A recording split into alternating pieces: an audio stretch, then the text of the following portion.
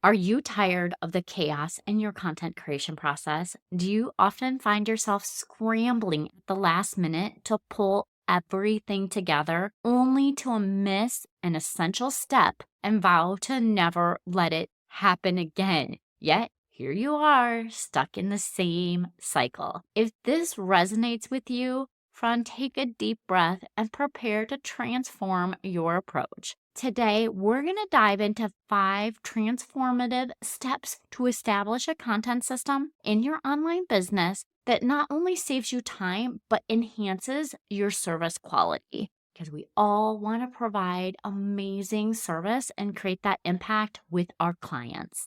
So, why invest your valuable, non renewable time into creating a content system? Well, you implementing a system for content creation isn't just about saving time. It's about evaluating your entire business operations. And if you're new here, I love the back end operations of a business. A well defined system enhances efficiency and consistency. And I love that as well. Streamlines your processes and then helps you ensure your content doesn't just sit on your computer, but it actually reaches the people that need to hear it, read it, receive it from you, however you're putting your content out into the world. So, what's holding you back?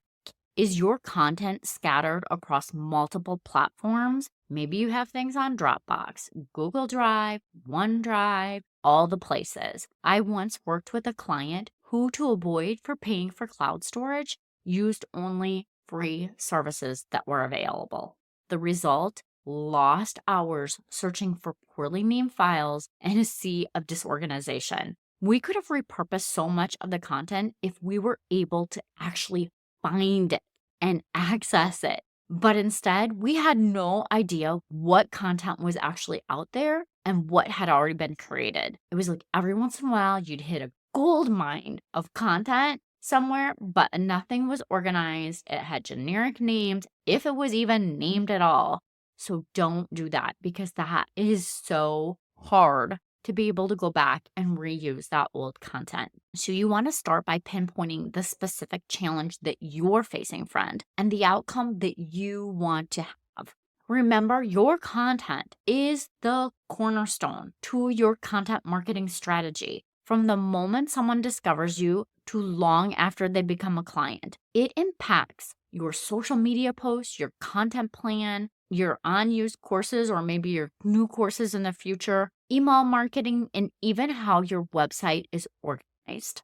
But how do you actually create a simple, effective workflow? It's not as hard as you think it is, because once you recognize the gaps in your current process, you can establish that straightforward workflow that works for your brain. So begin simple. And then as you get more familiar and you're able to hone in a little bit more, you can build it out to be a little bit more complex. And you're going to want to do that more so when you start to look at bringing on team members. You want to have that infrastructure in place before you start to bring on your content VA so that they aren't searching for things. They know exactly what they need to do and they understand your workflow and how you like things done. And that also helps minimize your management of your team members. So you need to consider all the steps that involve from the taking your idea to actually being publicated, from your publication and promotion of it. So brainstorming your ideas, you need to keep an idea library so that you have an ability to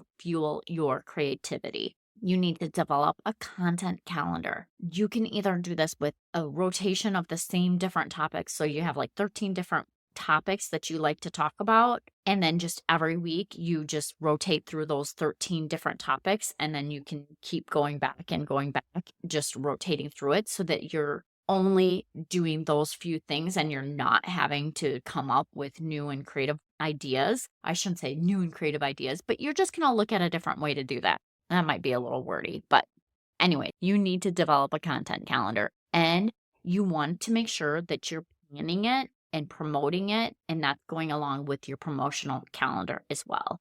Because remember, promotion isn't always about selling.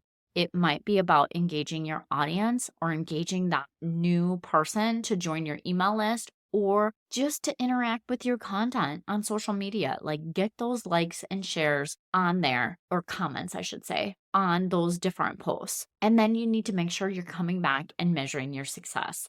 I know I've talked about it before, but you need to set those clear metrics to evaluate if that content was actually effective or not. You need to break it down. At one point in my career, when I was a sales rep, I had our sales manager, I think he was actually our VP, say, "How do you win business?" And, we are all throwing different ideas out there. And he's like, "The same way you eat an elephant, bite, bite, bite. You're not going to try and do big things at once. Instead, if you're like me, you want to break it down into small, manageable pieces that when you look at your to-do list, it doesn't feel overwhelming because you have create content on your to-do list." Well, what exactly does that mean by create content? Like, are you recording a podcast? Are you recording a video? Are you actually scripting out? What is the piece that you're doing? And if you can do block scheduling and have certain days that you do things, then your mind already knows that on Mondays, I'm going to be scripting out my YouTube or my podcast. Tuesdays, I'm going to be recording it. And every single day, you can expect to know what you're going to do. And if you track your energy, you're going to know the time periods of the month that you are more creative and you're able to get things done more quickly. Because I know, friend, I have those. And for all my visual people out there, you can go ahead and use software to visualize your process flow. Or you can do one of my other things that I like to do when I need to get away from technology, and that is paper and pen, because I do have a paper and pen obsession. I just had this conversation with my sister-in-law this week. I think she had 3 notebooks spread out on her desk. And I'm like, "Oh yeah, I get that. I have 3 planners and I think 3 notebooks plus my digital notebook and Notion." Yes, I have things in all the different places, but every one of them serves one specific purpose. So if you're like me and my sister-in-law, then maybe you too need to sketch things out on paper. But you can also use tools like MindMeister or Canva, because Canva now allows you to do all of your mind mapping and organization right in there.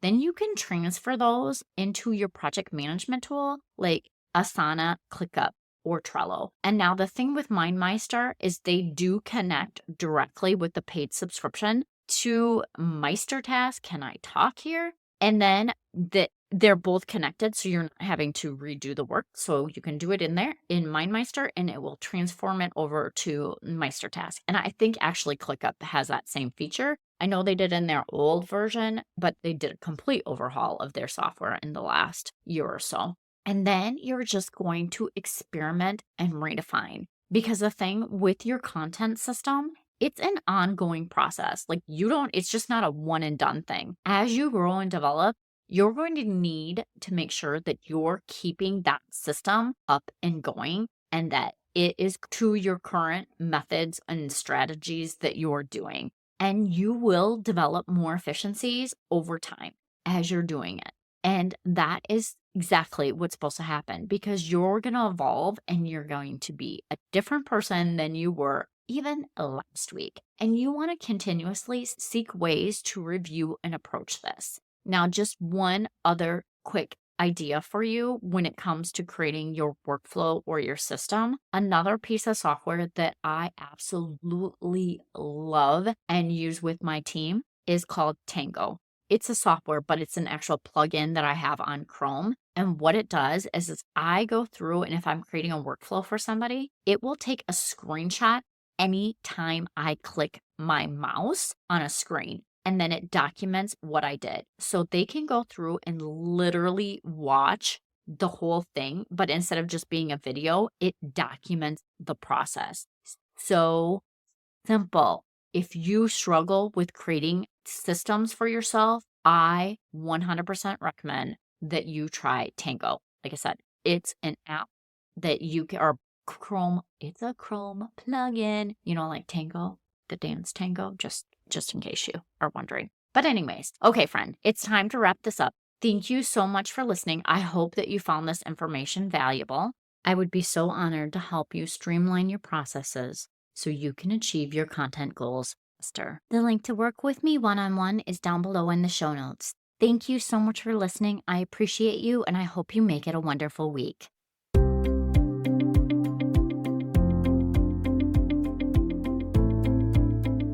Yay! Thank you so much for listening. I hope that you found this episode valuable and learned some actionable tips that you can implement in your business so that you can feel accomplished and less stressed. If you enjoyed this show, please take a quick minute to share this with your business bestie, subscribe, and leave a review. It helps me reach more business owners just like you. And if you have any questions or topics you'd like me to cover in future episodes, please reach out to me on my website. I've created a form just for you. Remember, with the right system and mindset, you can achieve the success your heart desires. Thank you for tuning in. I look forward to chatting with you next time. I appreciate you, and I hope you have a wonderful week. And don't forget, let's grow, friends.